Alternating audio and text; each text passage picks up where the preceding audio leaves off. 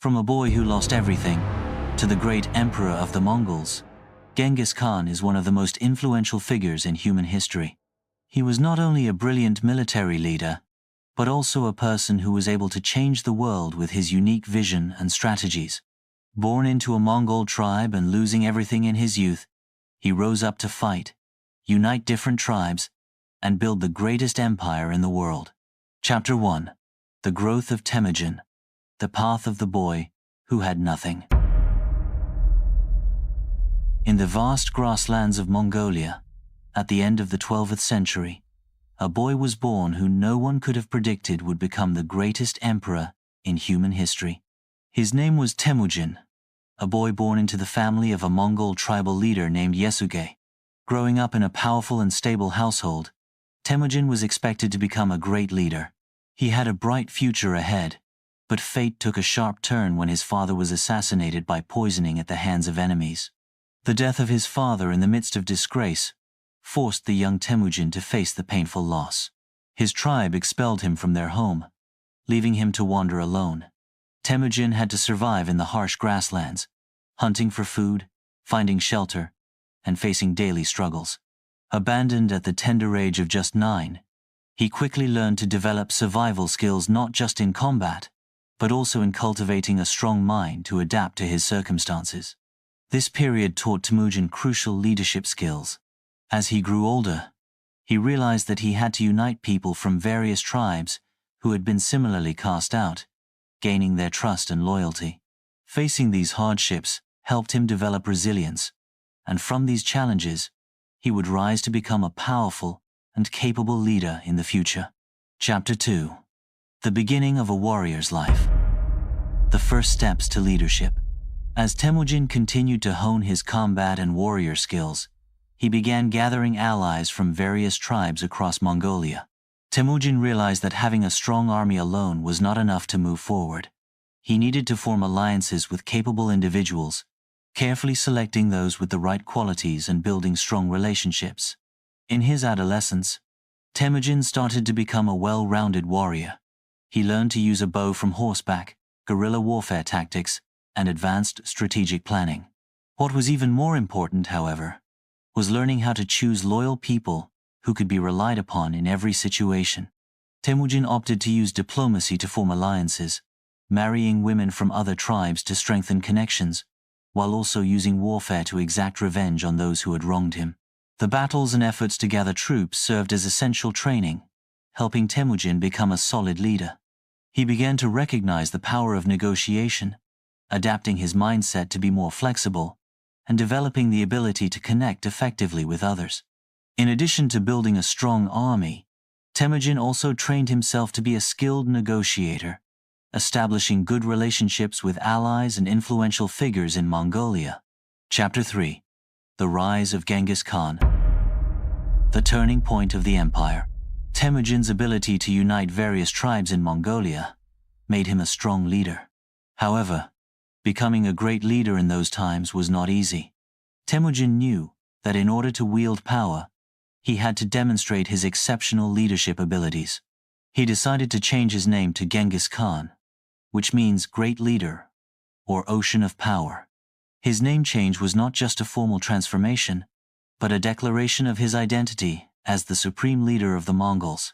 Genghis Khan's ability to unify and expand his power made him the figure who could control the entire Mongol Empire. He not only strengthened Mongolia, but also extended his influence over other territories he desired. Genghis Khan began building his empire by consolidating the strength of all Mongol tribes and then expanded his power into other lands. His empire grew rapidly, combining warfare, diplomacy, and building strong alliances with various allies. Chapter 4. Terrifying Warfare Strategies. A leader who used strategy as a weapon. Genghis Khan was not only a capable warrior, but also an intelligent strategist who employed advanced tactics. One of his key strategies was the use of horses and bows. His soldiers were highly skilled in horseback riding and archery, which gave his army speed and precision in battle. In addition, Genghis Khan developed new weapons, such as arrows capable of piercing enemy armor, and employed strategies for hit-and-run attacks that left no trace. He also used psychological warfare to instill fear and force enemies into submission. By creating an illusion of brutal cruelty such as destroying cities and massacring their population, she made his enemies terrified, often surrendering without the need for direct combat. Genghis Khan's warfare strategies were diverse, and he meticulously planned ahead, thoroughly scouting battlefields and preparing for engagements. Every battle was carefully thought out, and he was able to defeat enemies with much larger forces by using superior tactics and skills. Chapter 5. Expansion into China and the Silk Road. Stepping into a great empire, Genghis Khan did not stop at Mongolia. He looked toward the vast land of China where the Jin dynasty had a powerful army. Although he had only 100 soldiers, the Jin dynasty had an army of 400. However, Genghis Khan employed superior strategies to fight against a much larger and more powerful enemy. Strategies used in expansion. Surprise attacks. Genghis Khan used rapid and unexpected attacks to destroy the enemy's morale. Instead of facing the Jin army in large-scale battles, he resorted to guerrilla tactics that caught the enemy off guard. His quick movements made it impossible for the Jin forces to prepare or defend effectively. Psychological warfare. One of Genghis Khan's key strategies was the use of fear as a tool. He made the enemy witness the horrors of his attacks, such as destroying villages or killing civilians, to send a message to other cities that if they did not surrender, they would face the same fate. This strategy led many cities to surrender without a fight, building alliances with local tribes. Genghis Khan did not rely solely on his own troops but also sought alliances with various tribes within China. He approached tribes that were dissatisfied with Jin rule and local groups that did not wish to be governed by the Jin dynasty.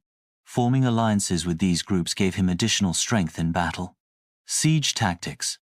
When necessary, Genghis Khan used effective siege tactics to capture major cities. He didn't just launch aggressive attacks, but also strategically surrounded cities, cutting off escape routes and preventing the enemy from fighting back until they surrendered or ran out of supplies.